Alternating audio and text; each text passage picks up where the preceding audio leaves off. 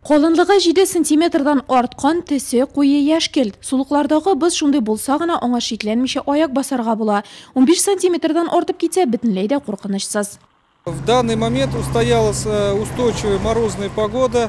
Хәзірге вақытта салқын һава торышы саклана. Бызга балыкчыларның чыгуы декабрь башында біз ката башлаган чырдагы кебек куркыныч түгел. Анда біз 3-5 сантиметр калынлыкта иде. Хәзірге вакытта ул 23 сантиметр тәшкил итә.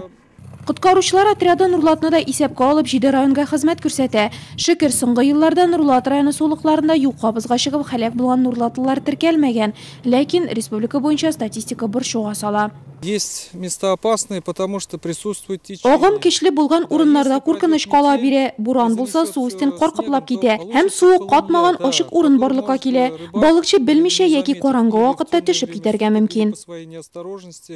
Белгечләр батып яки бозда калып салкыннан ишеп үлгән кешеләрне коткару белән генә шөгыльләнми. Кисәтү алар өчен беренчел бурыч.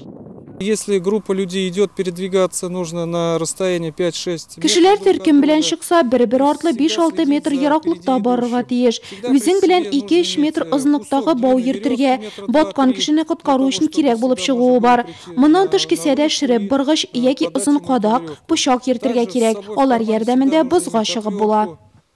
Берәүләр бызга үз аякларында кирсә, икенчеләре транспорт чарасы белән төшә. Белгечләр республикада рәсми рәвештә ачылган 4 кишү бар ди. Алардан кала машина белән сулыкларга чыгу катгый тыела.